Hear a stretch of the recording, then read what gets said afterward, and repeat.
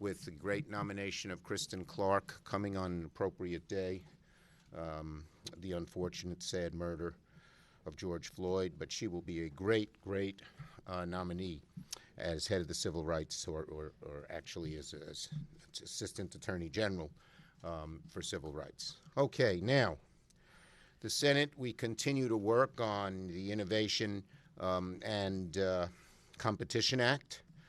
And this legislation, as you know, will lay the foundation for the next century of American economic leadership. It's really vital to the future of our country. It'll allow the United States to outcompete countries like China. It'll create millions of good-paying American jobs. It will help improve our country's economic and national security. And we're finally taking action to correct the decades-old underfunding in science and technology. And that has imperiled America's global economic leadership.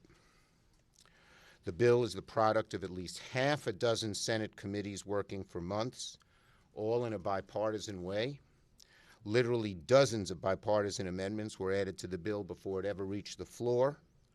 That means every single member of the Senate has had input into this legislation. Every single member of the Senate, Democrat and Republican, just about everybody. Now, the two pieces of legislation that form the core of the bill, to show you how bipartisan it is, one passed out of committee 22-4, the Commerce Committee, and the other major piece passed out of the Foreign Relations Committee 21-1. And that's why it passed on a cloture vote 86-11. Today we're adding more amendments on the bill. We've offered 5 amendments, 4 Republican, 1 Democrat, to go forward just an hour ago. Also, the Senate will soon consider bipartisan legislation passed by the House to create an independent commission to investigate and report on the January 6th attack on the Capitol.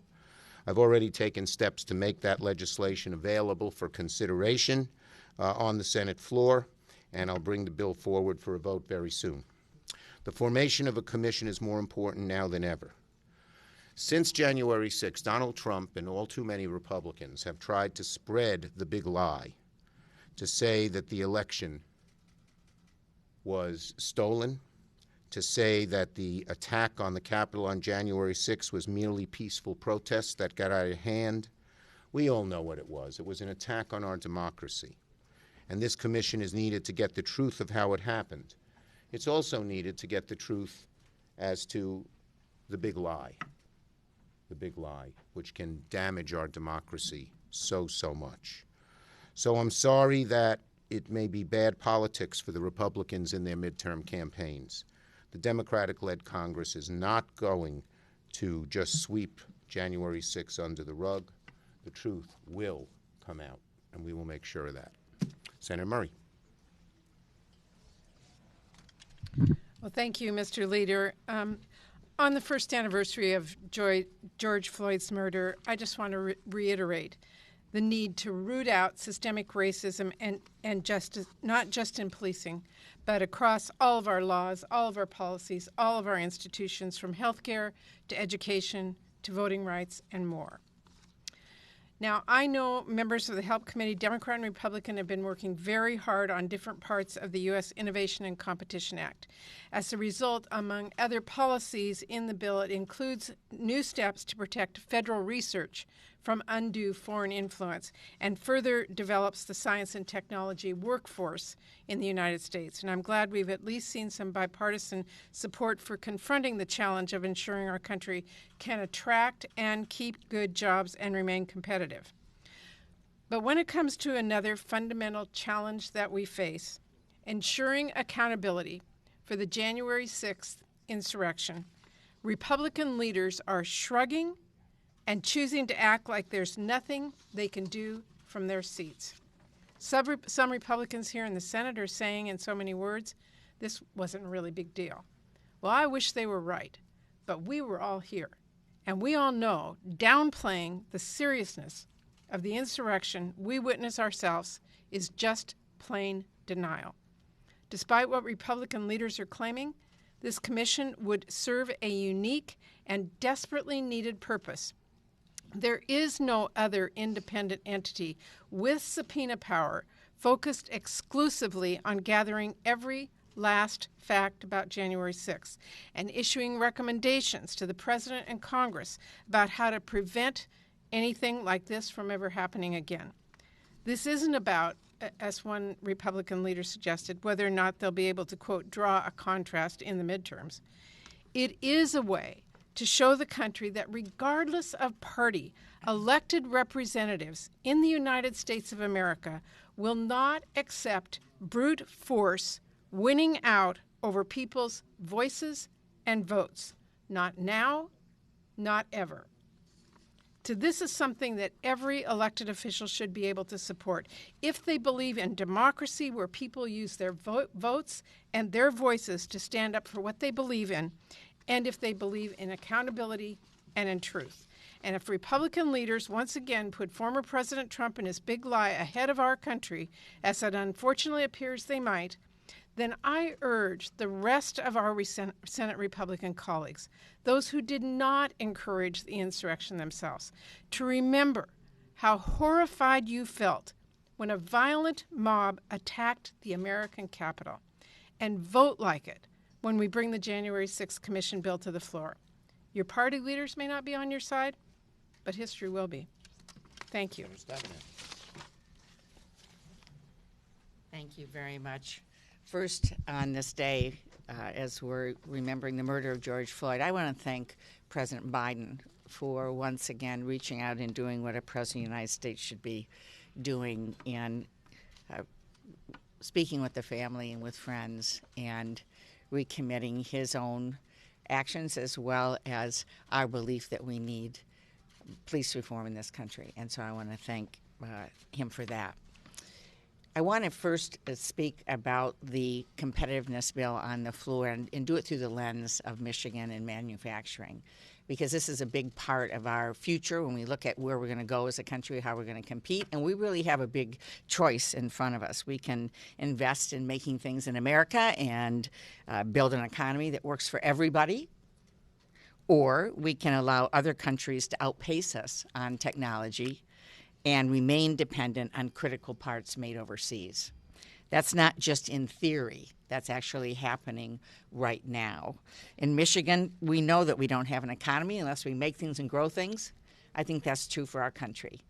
And that is unfortunately something, well, we've been talking about it. Other countries have been taking actions. And we know that in electric vehicles alone that China has put forward more than $100 billion right now. They have hundreds of companies making electric vehicles. And frankly, you can no longer build a competitive auto industry without electric vehicles, and you can't build EVs without a whole lot of parts that could be made here but aren't right now. We've seen what happens when our automakers and manufacturers depend on semiconductors made overseas alone. COVID-19 exposed the weaknesses in our supply chains, both our medical supply chains and our manufacturing supply chains.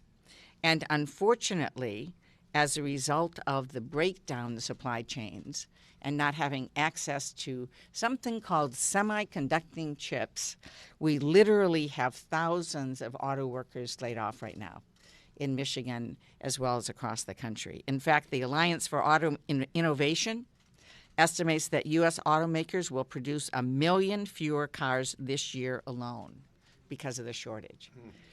That's terrible for auto workers, it's terrible for the economy, and it's terrible for our future. And that's one of many reasons why I support the passage of the U.S. Innovation and Competition Act. This really is about our future. Let me also say this. At the same time, we can't move forward as a country without finding out the truth of what happened on January 6th. I agree with Senator Schumer and Senator Murray. I mean, this was an attack on the very heart of our democracy. And we simply can't pretend it never happened. And something as simple as a bipartisan commission will bring accountability and ensure that it never happens again. And that's the least we should be doing. Thank you. Okay, let's go. Yes, sir. Go ahead, way back there. No, I like to call them people who don't, you know, the people who stand to the back, who are nice and gentle. Leader Schumer, now that the National Guard has left the Capitol, do you think the perimeter fencing should remain? What do you have to do? Look, we have a great person as our Sergeant at Arms, General Gibson, and she's studying this carefully. She has a lot of experience, and she's going to make recommendations, and we'll follow them. We need to protect the Capitol, but it shouldn't be an armed camp, plain and simple. Senator Schumer, at what point are you ready to move ahead on reconciliation on the American Jobs Plan? The bottom line is very simple, that it has always been our plan, regardless of the vehicle, to work on an infrastructure bill in July. And that's our plan, to move forward in July. Senator Schumer? Yes.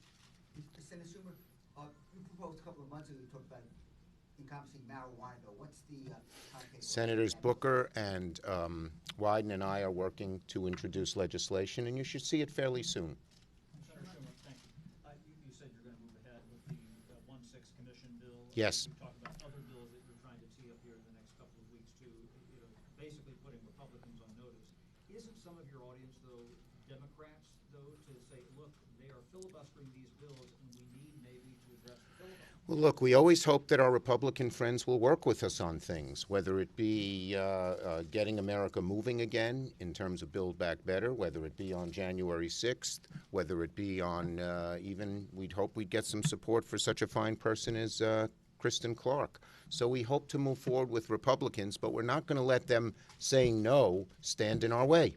Mr. Schumer, are you saying the infrastructure bill needs to pass out of the Senate by July?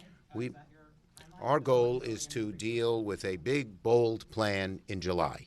Leader Schumer, on competitiveness, Republicans say they don't want to support cloture unless there's a vote on the Crapo Amendment, GSP, miscellaneous tariffs. Why don't you want that in the bill? Do you think you can get this finished by this week? And what about the Sanders Amendment? Okay. First, we will finish it this week, and we've been so bipartisan. I haven't seen anything like it in all the years that McConnell was leader, where we have been so open to the process. Today, we just offered them 4 more Republican amendments. There are certain people who want to pass amendments that are totally unrelated to the bill, and you can't just do that. But we are moving forward in the most bipartisan way that I can, and I'm confident we're going to pass the bill this week. In terms of Sanders' amendment, I think warrants are a good idea, and that's something he talked about at our meeting, and we're going to see what we can do in terms of warrants, either in this bill or as we move forward. We're going to check that out. Last one. How open to changes are you on the January 6th commission bill? Look, the January 6th Commission bill has been as bipartisan as it comes again. Speaker Pelosi consulted with Leader McCarthy. Oh, for the days. With Leader McCarthy, and agreed to just about every change she wanted. She was consulting me. I thought almost she went very far. No subpoena power in the hands of one party. Where we have the House, Senate, and President, and it's even as opposed to 4-3. But she used the 9/11 Commission, which is a very bipartisan, successful commission as a model, and 35 Republicans voted for it. I'm glad to see that a couple of Republicans here in the Senate have said they would vote for it. I think Romney and Murkowski have said that already.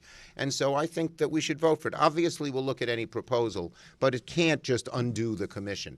One of the proposals I heard have a separate Republican staff. You can't have a commission with 2 warring staffs. I've never seen that happen.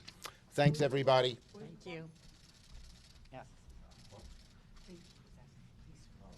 Cory Booker is working and making progress. Any idea when you can vote on a police reform bill?